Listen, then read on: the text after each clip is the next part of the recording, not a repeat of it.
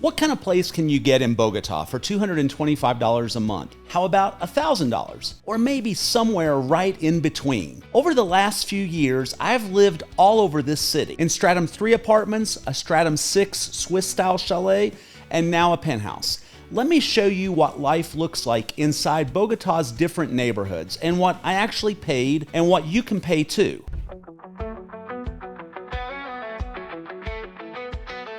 Hi, I'm Matt, the Americano. I share what it's really like living abroad, the costs, the culture, and the lifestyle. Today, I'm walking you through every home I've had in Bogota, from modest apartments to high-end living, plus the neighborhoods that came with them.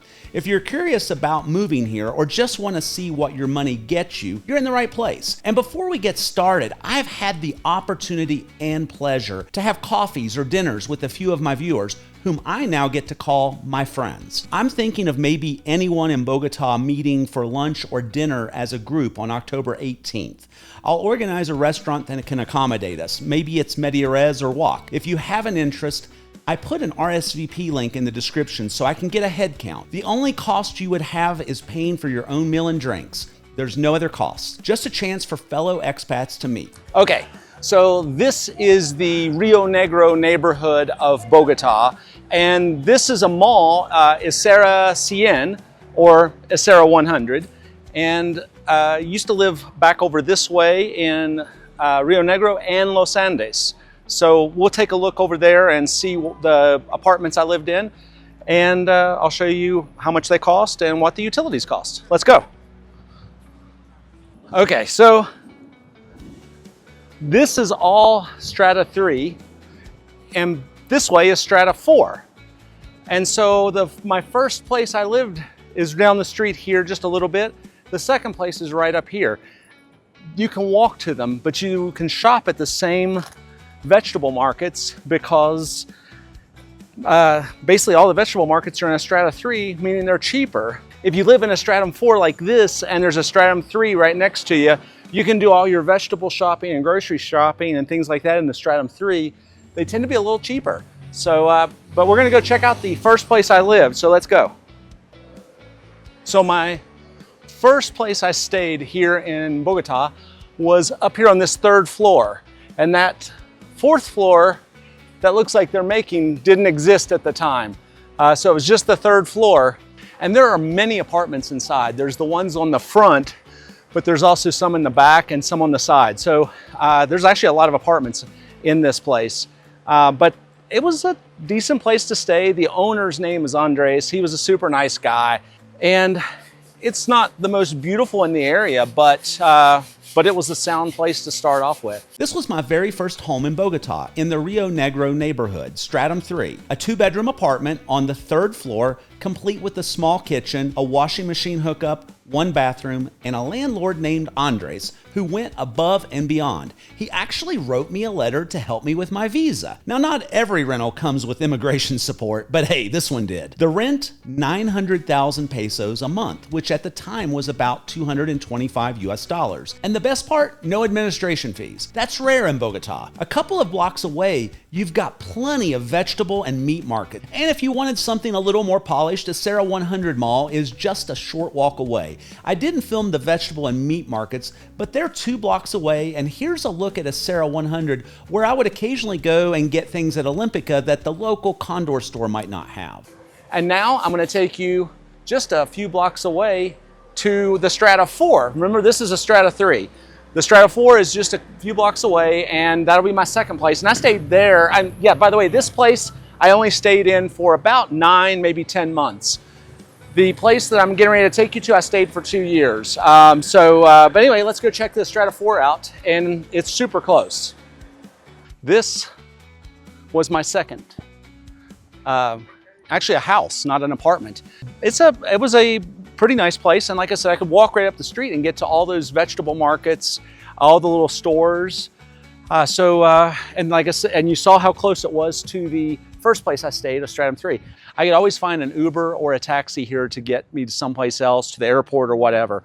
So this is actually a pretty nice area to live in. After living here for a year without a visa, it was time to upgrade. And just a few blocks away in the Los Andes neighborhood, I found my next home. So this was in walking distance from my last place, Stratum 4. This time I went from a small apartment to a full house. 4 bedrooms, 3 bathrooms, plus a servant's quarter, a courtyard, a garage, a kitchen, dining room, and living room. Basically a lot of house for just one guy. The rent here was 2.5 million pesos, about 625 US dollars. And for an extra 130,000 pesos a month, the security guards would watch your house and even sign for packages. This administration fee was optional. If you skipped the fee, let's just say, maybe your odds weren't that great. Living here meant being close to some great local spots like Vasconia Bakery, where I grabbed this fresh empanada. And yes, here's the receipt just to show you how cheap it was.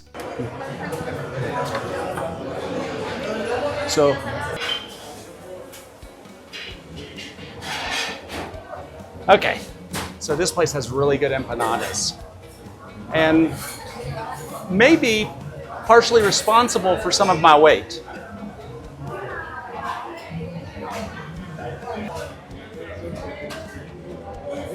Okay, this is not fattening at all.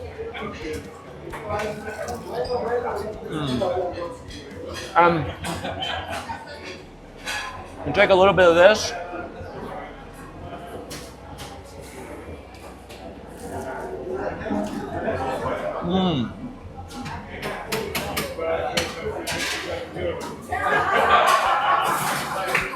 Delicious.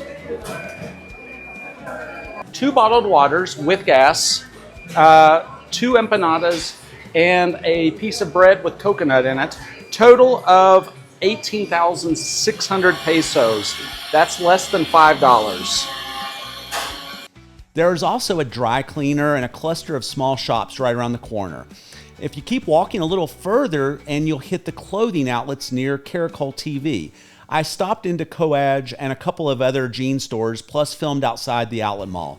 This is one of the places where you can find really cheap clothing deals. Okay, so this is Calle CN, or Avenue 100. And basically, this is close to where I used to live and 2 of the places I lived in. But we're gonna go to the outlet malls, or the outlet stores here, where you can buy clothes really cheap. Follow me. Okay, so in the United States, we have ABC, CBS, NBC. In Colombia, they have Caracol. That's one of their major television stations. And Caracol is just right up here on 103. And all of your outlets are this way. And you can see you've got an outlet right here, and there's just more of them down through here. So if you're in Colombia and you want cheap clothes, this is the place to get them. You can get some name brand stuff here as well. So you will find some of the name brand outlets here, but you can find really good deals here that you won't find in malls and places like that. And you can typically pay half or even less than half. So 2 places I normally buy my jeans from are, one is this place right here. They have a massive selection. And then another place is Coage right here. And so they have a lot of options here too as well. Camisetas, 25. This is basically $6.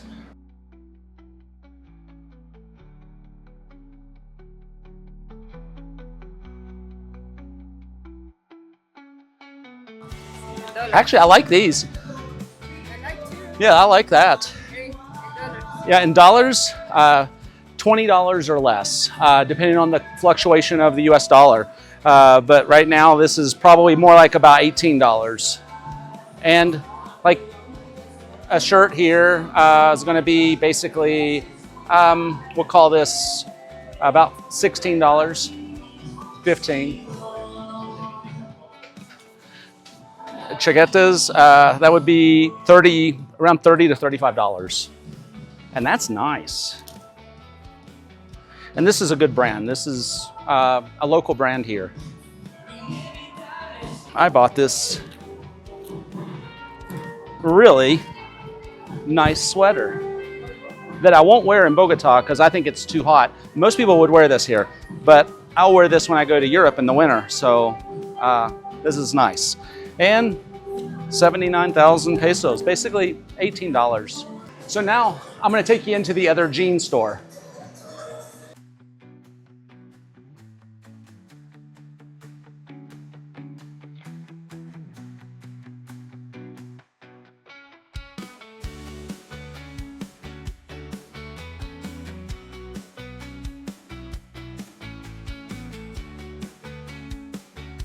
This is less than, it's 50% off of this.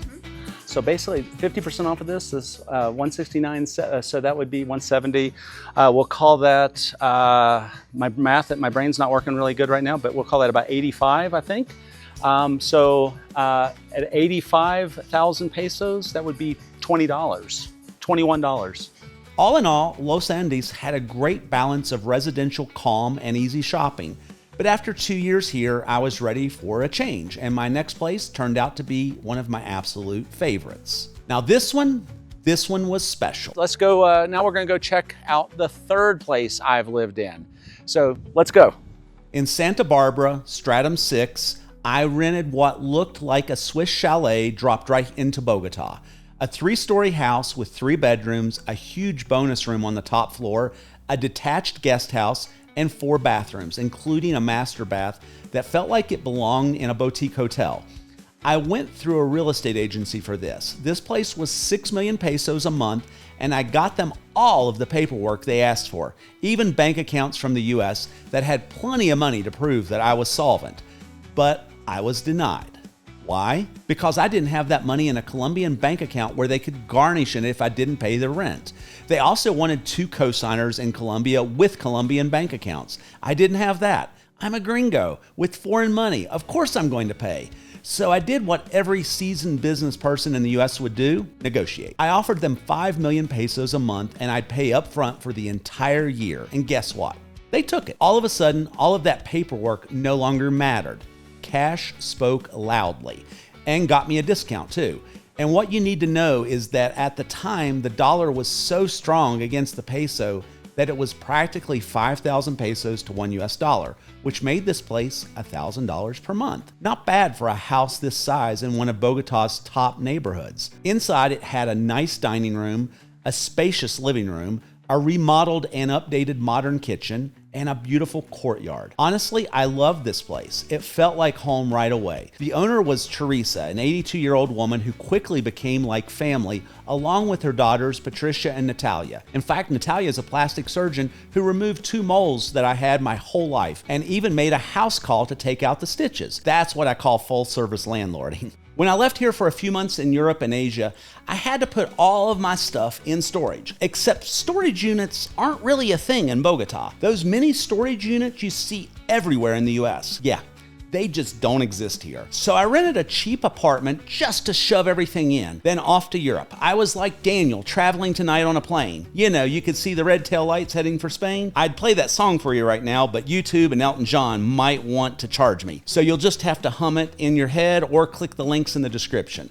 And while I'm at it, Fuel did a cover version of that song years ago, and it was pretty awesome, and that link's in the description too. But I digress. After Europe and Asia, I came back to Bogota. Next stop was in the El Toberan neighborhood, another Stratum 3, but this time it was through Airbnb. I wanted something easy while I figured out where to settle, and this worked out perfectly. I paid 2.8 million pesos, which is about $700, for my first month on Airbnb. But once I got to know the owners, Melina and her husband, I rented directly from them for about 2 million pesos or $500 US. Cutting Airbnb out of the middle meant saving money, and this couple was fantastic to work with. The apartment had 2 bedrooms, 2 bathrooms, a living room, dining room, kitchen, underground garage, and 24-hour security. Pretty much everything you'd want for short-term living, and no headaches. Utilities and admin fees were already included in the Airbnb price, and just kind of continued over when I rented direct. I stayed here for a total of 2.5 months before circling back to the storage apartment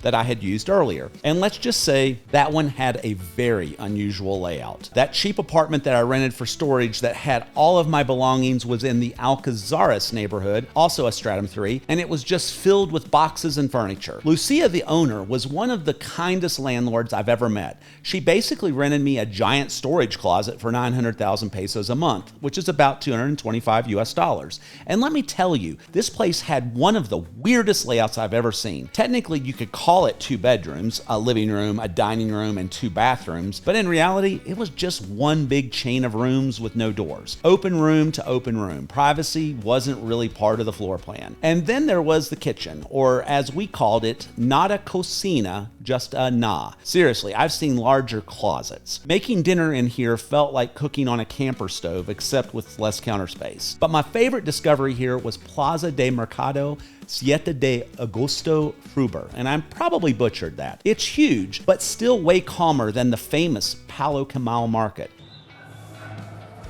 Okay, now it's time to go inside, because inside's amazing.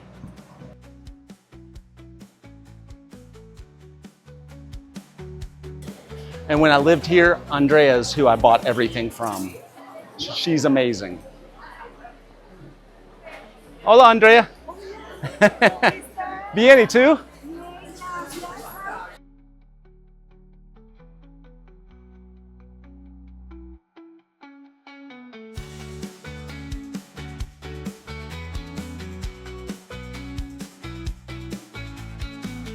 Okay, this is chirimoya, and it is a white, sweet, and kind of sour at the same time fruit.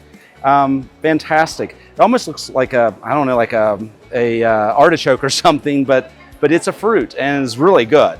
And we don't have it in the US. And this is a mangostina, and I've never had one of these.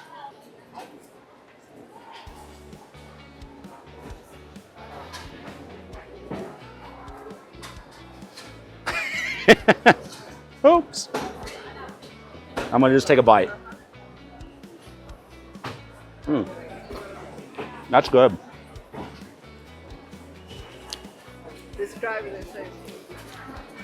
Man, it's hard to describe. It's real smooth, like soft on the flavor, but sweet. I'm trying to think of something that's similar in taste to, but man, I've got nothing. It's really good though.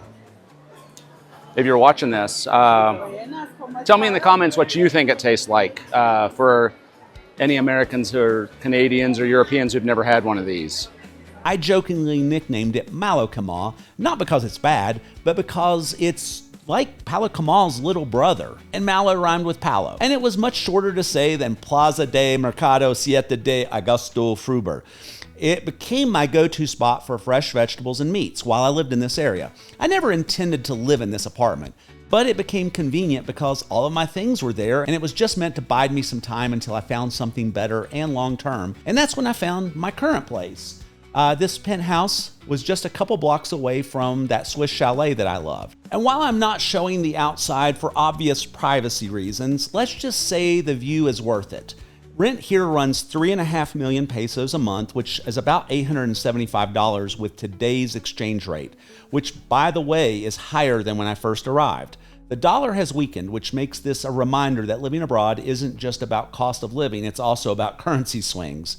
Sometimes the exchange rate works in your favor, sometimes it doesn't.